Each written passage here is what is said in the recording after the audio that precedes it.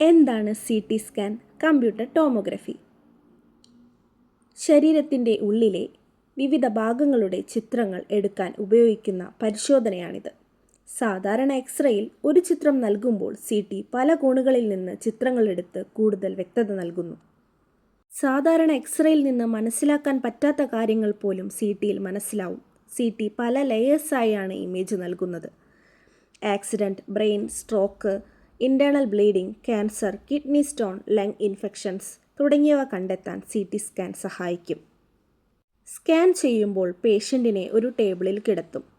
മെഷീൻ്റെ റൗണ്ട് പോലുള്ളൊരു ഭാഗം പേഷ്യൻറ്റിന് ചുറ്റും റൊട്ടേറ്റ് ചെയ്ത് ഇമേജ് എടുക്കുന്നു. റേഡിയേഷൻ ഉപയോഗിച്ച് എടുക്കുന്ന സ്കാൻ ആയതുകൊണ്ട് ഡോക്ടർ ആവശ്യമായപ്പോൾ മാത്രമേ CT റെക്കമെൻഡ് ചെയ്യുകയുള്ളൂ. പ്രഗ്നൻ്റ് ആയവർ സ്കാനിന് മുൻപ് ഡോക്ടറിനോട് പറയണം. പ്രഗ്നൻ്റ് സമയങ്ങളിൽ റേഡിയേഷൻ ഒഴിവാക്കേണ്ടത് അനിവാര്യമാണ്. പലർക്കും CT സ്കാൻ എന്ന് പറയുമ്പോൾ പേടിയാണ്. പേടിക്കേണ്ട കാര്യമില്ല. ശരീരത്തിനുള്ളിലെ വിവിധ പ്രശ്നങ്ങൾ വേഗത്തിൽ കണ്ടെത്താൻ സഹായിക്കുന്ന വളരെ ഉപകാരം നിറഞ്ഞൊരു സ്കാനാണിത്.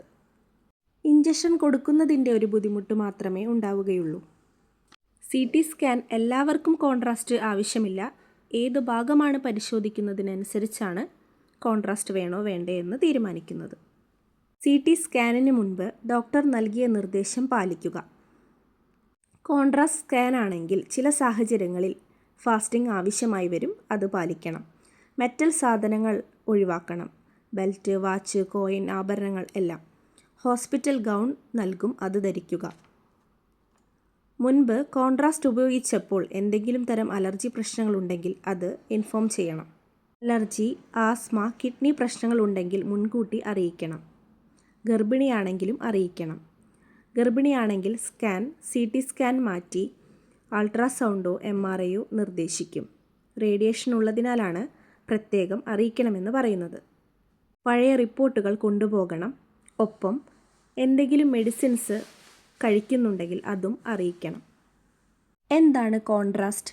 കോൺട്രാസ്റ്റ് എന്ന് പറയുന്നത് ഒരു ദ്രാവകമാണ്.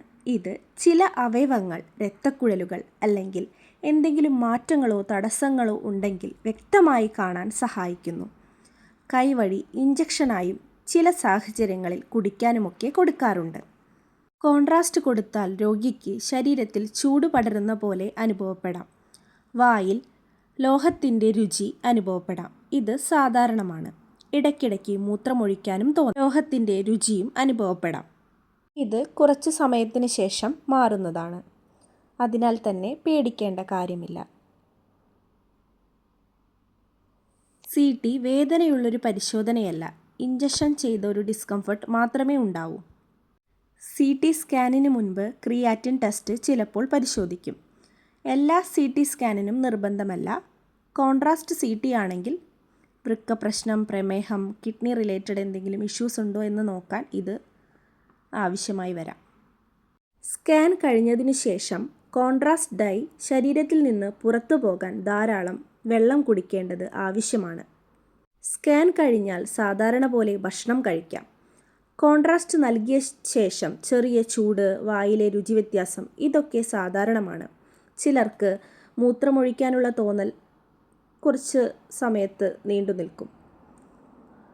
ചൊറിച്ചിൽ, ശ്വാസതടസ്സം, അലർജി പ്രശ്നങ്ങൾ, തലചുറ്റൽ, ശ്വാസത്തിലെ എന്തെങ്കിലും തരത്തിലുള്ള ബുദ്ധിമുട്ട്, നെഞ്ചുവേദനയൊക്കെ ഉണ്ടെങ്കിൽ വൈദ്യസഹായം തേടണം. മൂത്രത്തിലുള്ള ചെറിയ മാറ്റം, മൂത്രത്തിൻ്റെ നിറത്തിൽ അത് സാധാരണമാണ്. ചെറിയ തോതിലുള്ള മലബന്ധം അല്ലെങ്കിൽ ലൂസ് മോഷനൊക്കെ ഉണ്ടാവാം.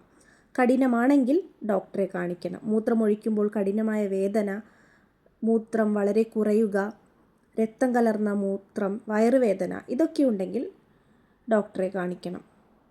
റേഡിയേഷൻ ഉണ്ടെന്ന് പറഞ്ഞ് പരിശോധന ഒഴിവാക്കേണ്ട കാര്യമില്ല. രോഗം കണ്ടെത്താനും അതിൻ്റെ ഗുണം എത്രത്തോളം ഉണ്ടെന്നും കണക്കിലെടുത്ത് CT നിർദ്ദേശിക്കുന്നത് അത് അതുപോലെ ചെയ്യുക. ആവശ്യമില്ലാതെ ഓരോ കാരണത്താൽ CT പലതവണ ചെയ്യുന്നത് നല്ലതല്ല. അത് ഒഴിവാക്കണം. വീഡിയോ ഇഷ്ടമായാൽ ലൈക്ക് ചെയ്യാനും ഷെയർ ചെയ്യാനും സബ്സ്ക്രൈബ് ചെയ്യാനും മറക്കല്ലേ. ബൈ.